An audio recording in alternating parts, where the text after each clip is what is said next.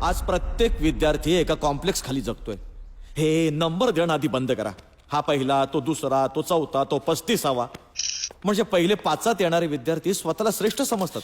मग काही 40वा येणारा विद्यार्थी मूर्ख आहे. तुम्हाला काय अधिकार आहे कोण श्रेष्ठ आहे ठरवण्याचा? कदाचित 40वा येणारा विद्यार्थी संगीतात श्रेष्ठ असेल, गायनात श्रेष्ठ असेल, पेंटिंग मध्ये श्रेष्ठ असेल. त्याला काही चॉईस आहे की नाही ठरवायला? तुम्ही स्पर्धा लावलीत मुलांमध्ये आणि मग त्यात काय पालकही सामील होत आहेत. मुलांवर दडपण आणतात. पहिल्या 5 ये, पहिल्या 10 ये. मग काय सुरू होतात classes, extra classes, coaching classes. बाजार मांडलाय तुम्ही, शिक्षणाचा बाजार. बरं एक गोष्ट मला सांगा. माझ्या एका मित्राला शिल्पकार व्हायचं होतं, पण SSC ला तो सायन्स मध्ये फेल झाला म्हणून त्याला JJ स्कूल ऑफ आर्ट्स मध्ये ऍडमिशन घेणं शक्य झालं नाही.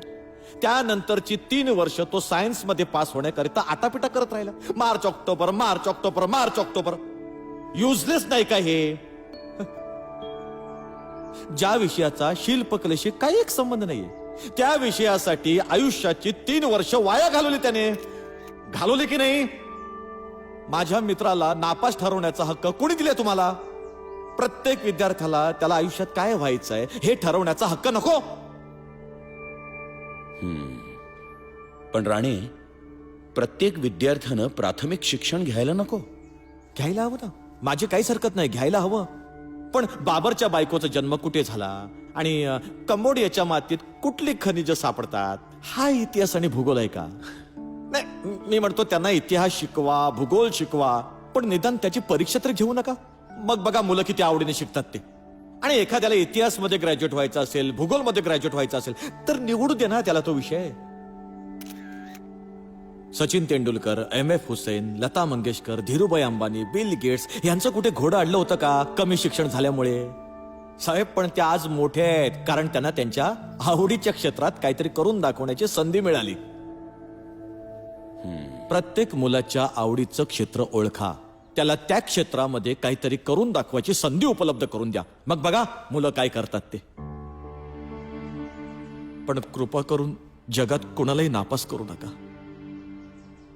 आता एखादा विषय कच्चा असेल तर त्या विषयासंबंधी त्याला काही करू देऊ नका. पण त्याला मराठीतच MA करायचं असेल तर गणितात पास व्हायची सक्ती का? बरं झालं आज मुलं घरात नाहीयेत, नाहीतर त्यांनी माझं जगणं कठीण केलं असतं. कारण तुम्हाला पडणारे प्रश्न त्यांना नेहमीच पडत असतात. मग निदान त्यांच्यासाठी तर शिक्षण पद्धतीत बदल करा. बाहेरच्या देशात बघा कशी शिकतायत मुलं. आपण आपल्या मुलांवरचा ताण कमी करूया, त्यांना शिकण्यात आनंद वाटेल असं काहीतरी करूया. ठीक आहे राणे, मी तुम्हाला आश्वासन देतो, आपण ह्याच आठवड्यात पुन्हा भेटू. यावर काहीतरी तोडगा काढू. मी शिक्षण मंत्र्यांनाही बोलवून घेतो. नाही नको, मला तर त्यांनी वेडच ठरवलंय. नाही, he is a nice man. आपण बसून चर्चा करू, काहीतरी तोडगा नक्की काढू. तुमचा गैरसमज दूर होईल याची खात्री बाळगा. ठीक आहे. आणखीन मी काय करू शकतो तुमच्यासाठी? ते बाहेर चहाचं बोललात ते विसरलात तुम्ही.